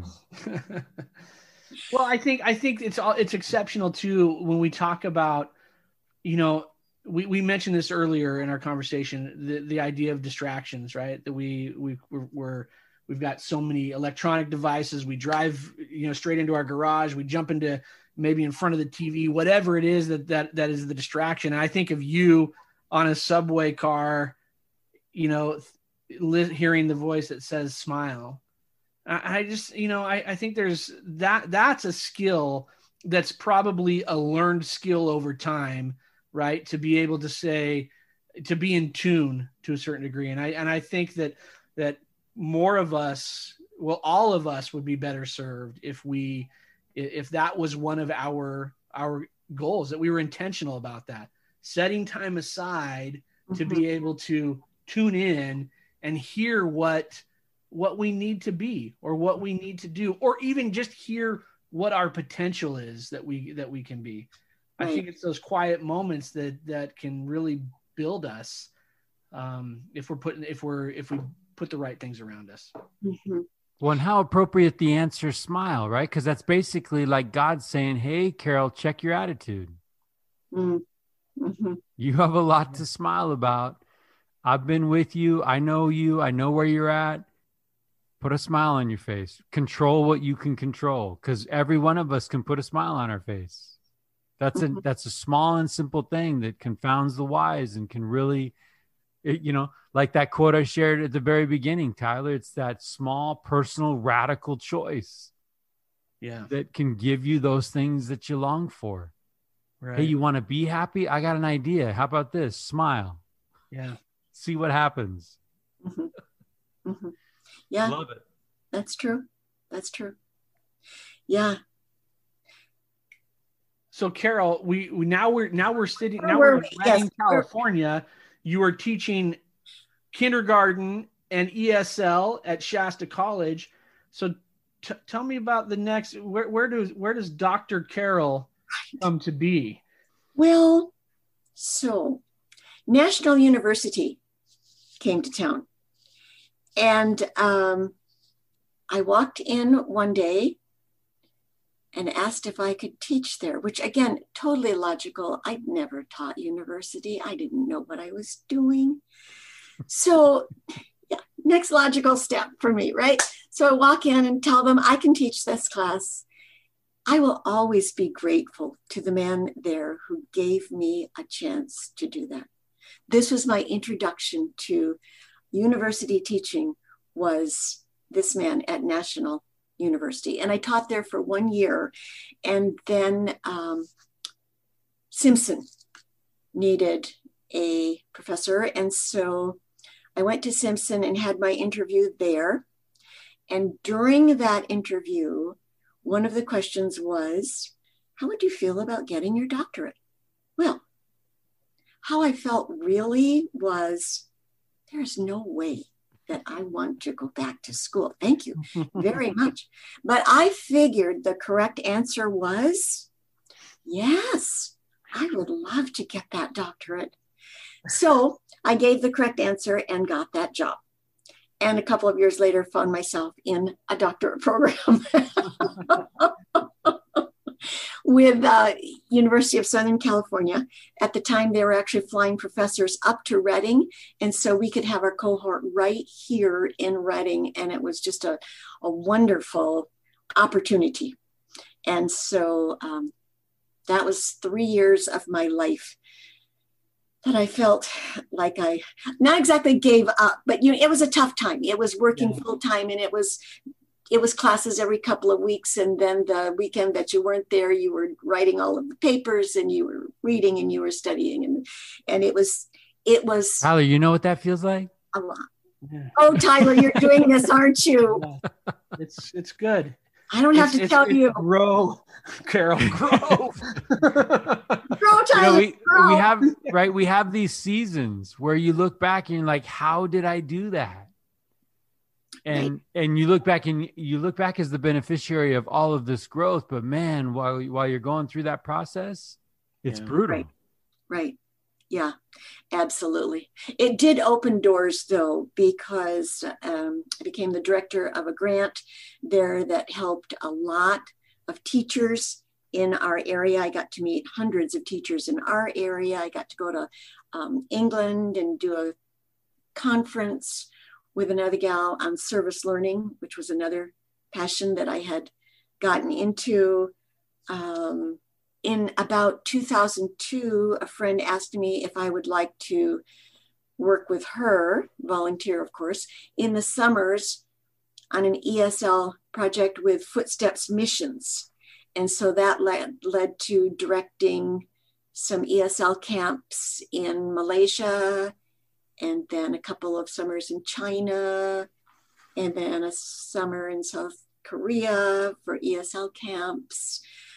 So, I mean, it's all coming together, you know, the international work, the education, everything coming together. And then around 2008 or so, someone asked one of our professors at the university if we would bring our master's program to South Korea.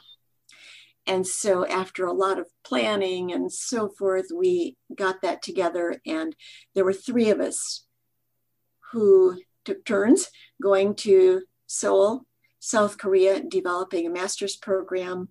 And a couple of years we had a credentialing program there. And so I would go to South Korea about 5 times a year for about a 6-year period in there, plus teaching full-time at Simpson and directing student teachers and all of that. So I'm thinking of Carol's original comment about how we're all there's more similarities than there are differences. We're totally different. I'm feeling like I got to get off my rear end and do something. I feel like a slacker, right? Right. You know, Tyler, you're like Carol. Well, Carol, I think I have jet lag just talking to Carol. Like, right. Yeah. Wow. Carol, now there's a verse that I didn't share with guys. It actually comes from the Message paraphrase, which I don't really look at that much, but this one verse just hit me because it kind of is my life. And it says, God rewrote the text of my life when I opened the book of my heart to his eyes.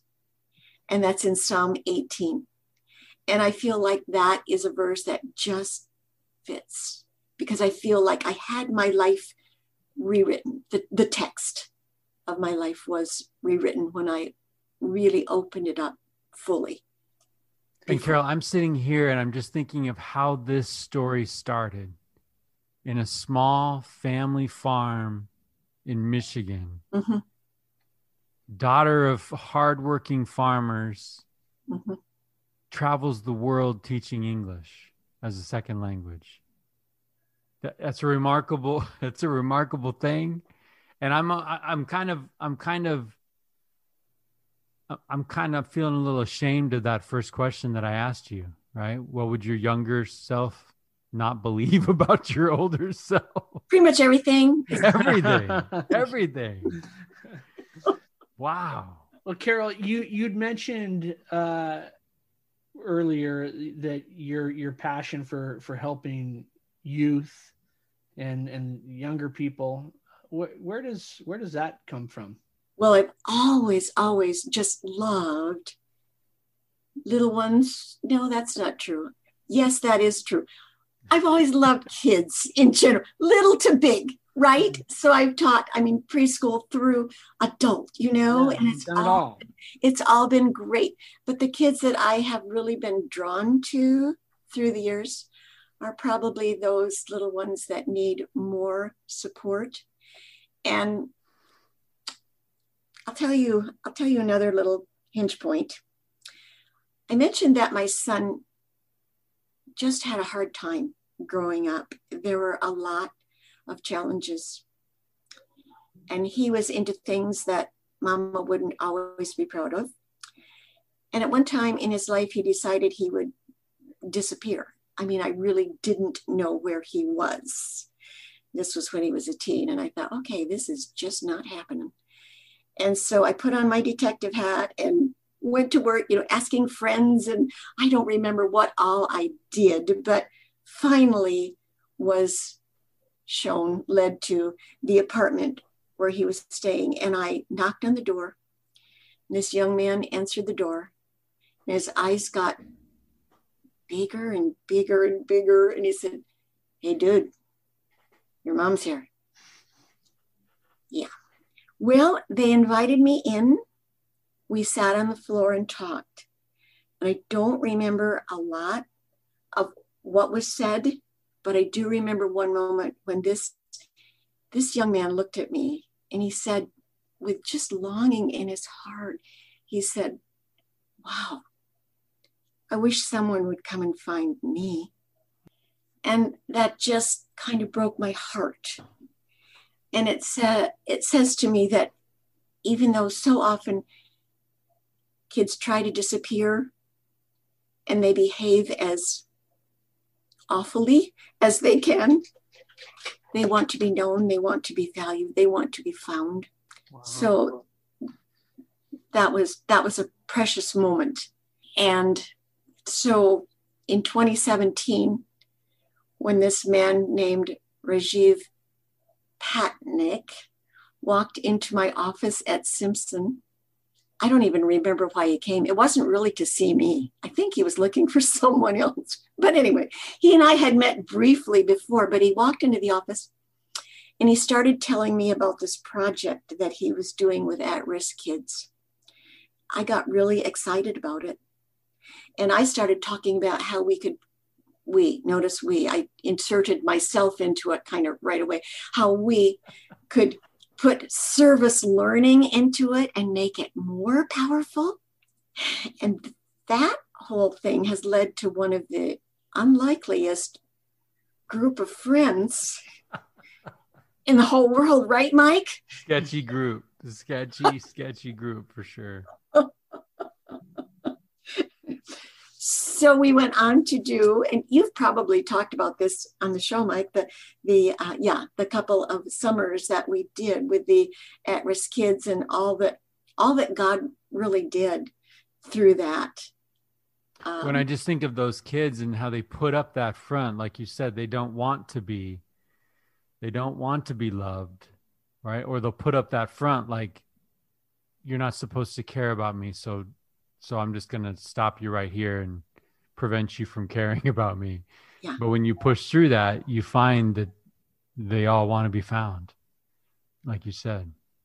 I just love I feel like we use the word journey, a lot. And I just love hearing your journey and sort of the shape or the molding that the journey does for us as we go through these difficult things, and to be working with at-risk youth. And I think, gosh, all of those experiences, you get to that point and you're able to say things from a position where you've really gone through some stuff and it connects and it's powerful. There's let me ask you this question, Carol. There's a lot of people today that find things to be a little hopeless and are struggling. What would you say to that person, and what gives you hope? Psalm 33. Psalm 33 is a great chapter of hope. There are others, of course, but that's one that I keep camping out on. What gives me hope? Looking at our young people and seeing all of the potential, knowing what they can do, knowing what we can help them do. I think we have to have hope.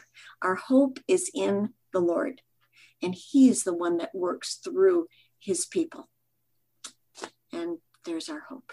So true. What do you hope people are learning from you these days as they watch you?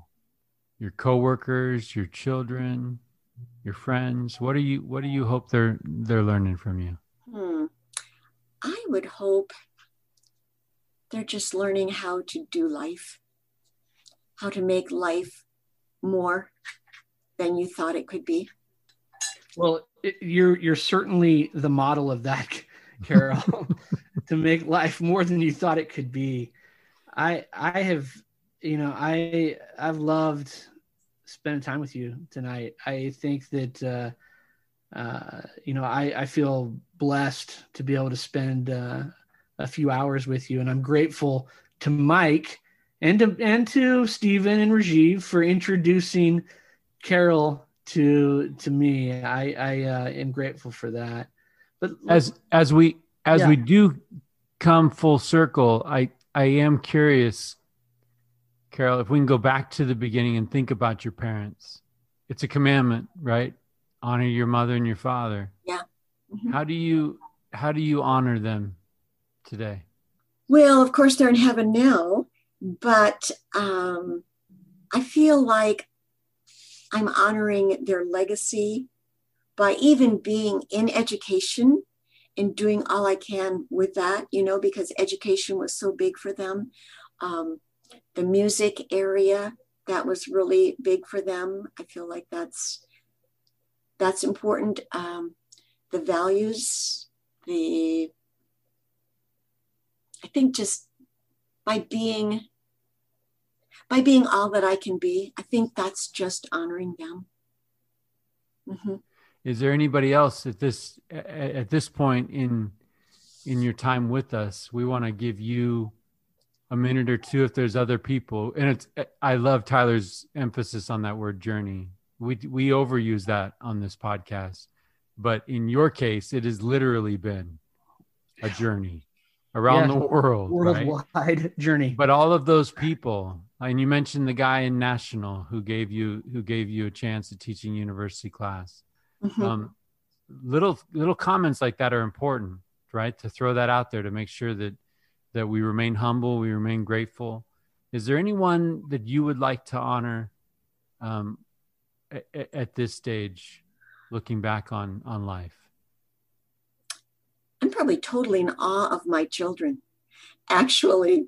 They've just been so supportive. And my daughter is married to this wonderful man. He's been a wonderful son-in-law. She has built an incredible business. I have 3 grandchildren. So family has just been really important. My son is an awe-inspiring man and very creative, not always appreciated by all of his teachers, but very creative. And I just want to honor them and thank them for their support. So I love that you talked about your son being creative, and we mentioned that creativity earlier in the program. I recently read something from Mr. Rogers that talked about that creativity is actually stemming from something that isn't right. Otherwise, there would be no need to create something. If everything in our world was beautiful, if everything in our world was strawberry ice cream, right? We wouldn't need art. We wouldn't need creativity. There would be no discontent. There would be no gap. But because there's that gap, people exercise that creativity to try to create a different world, mm-hmm. one that is better than we currently are experiencing. And I love that. I am in awe of creative people. I'm in awe of the painters. I'm in awe of the artists. I'm in awe of those people that create what did not exist. And I think it's just important, if we're feeling frustrated with the world and we're looking around, it's like, why isn't it the way we want it? That's where creativity can step into that space and be part of the answer, right? Maybe it's not how we want it because you need to step up and create something. That's a good thought. That's a cool thought. Mm-hmm. That's a good thought. Let me just. Mr. Rogers, the original distance learner, right? Or the original distance learning teacher. Right. Exactly. Let me just finish the journey in 2019. Speaking of Rajiv and Mike and the gang, I got to go to India and work in Rajiv's school. That is an amazing, amazing place. I'll tell you, I have such respect and admiration for these teachers. When I sat in that kindergarten classroom of 51 students with 3 kids to a bench, with traffic noise coming in constantly because the horns are constantly blaring, people yelling, it's open to traffic and teachers kind of have to yell to be heard. I just thought, wow, it was a whole new picture for me. So I was just in admiration. Weren't you, Yeah, Mike? as you paint that picture, I'm in that classroom in my mind, right? And I'm looking at those teachers doing a marvelous work, truly a marvelous work and a wonder. Yeah. In the middle of Calcutta, right? In the middle of extreme poverty, trying to keep that torch lit of learning and growing, and serving for sure. Yeah. And and now I am still just overseeing some student teachers in the classroom and mentoring some teachers and teaching some ESL. And I have a website, Every Moment, a Learning Moment. And I've developed some workshops for teachers and some phonics and spelling classes because I love, love, love teaching reading and love encouraging teachers, helping them develop mission statements because I think those are really important to put on their door so that everybody knows what it is that's important. Tyler, that's like the code, right? The code. John Wayne said everybody has to have a code. Everybody's got to have a code. Everybody's got to have a mission statement and put it up somewhere. Yeah. Put it up somewhere visible. Yeah. And I feel like that's really important.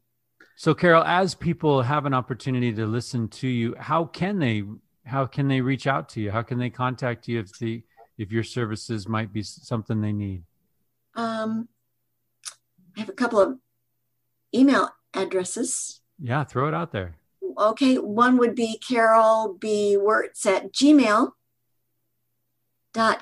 One is cwertz@simpsonu.edu. And then the website is Every Moment, a Learning Moment, because that is kind of my heart and my passion that we make every moment precious. Every moment, a learning moment.com, .org.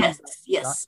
.com. Okay, we'll make sure all of those things are included in the show notes for folks. So, Carol, it's been apparent that you are a teacher from the get, right? I mean, you've taught tonight a lot of great lessons, and I have pages of notes that I've made based on your words tonight, and I'm excited. I feel like there's a lot of things that I hope our listeners take away, but I love the idea of grow, learn, love, and serve. And there's a lot of people who you've already impacted in their lives just by being you, Carol. And the great thing about this podcast is there's going to be a lot more that have never met Carol Wertz that are going to have their lives impacted by the words that you shared tonight. And I am grateful for that. And Mike and I certainly honor you for that and your vulnerability and your courage tonight on this podcast.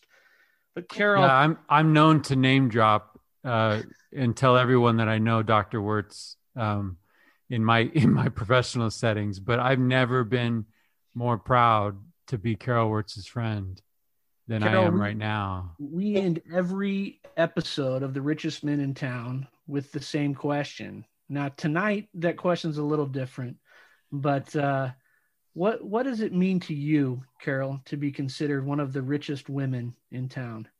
I feel like I am rich in relationships, rich in experiences, and just rich and enriched to know the Lord. Carol, thank you so much for your time and for your just showing up and sharing the things that you shared tonight. I am enriched tonight by spending time with you, and I will forever be grateful for the time that we've spent together tonight. So thank you so much for being here with us. Yeah, Carol, you've given us a tremendous gift. And in closing, I just think of the words of C.S. Lewis, right? Live so that those that know you will want to know him. And I feel like as I've gotten to know you, I've drawn closer to him, right? And I think that's our purpose. Our purpose here is to testify and maybe be instruments in his hands and travel the world if need be, to That's go right. do the work that you were born to do. And I'm so grateful that you took the risks you took. I'm so grateful that you packed up that family and left Vermont. And I don't know if you play that game. I don't know if you like looking back on your life and say, man, what if? But you have a remarkable tale. And it was always responding to that voice. And if our listeners can listen to us, great. More importantly, listen to that voice, prompting you to take on challenges, prompting you to do great things. Carol, I wish I had a hat because I'd tip it right now. I'd raise a glass and I'd toast you because you really are one of the richest people that Tyler and I have had an opportunity to meet. So thanks for your time tonight. We appreciate you. Thanks so much, Carol. Have a great night. And hopefully we'll do this again soon, right? Why not? We'll get you back. Thank you, guys. Thank you. Good night.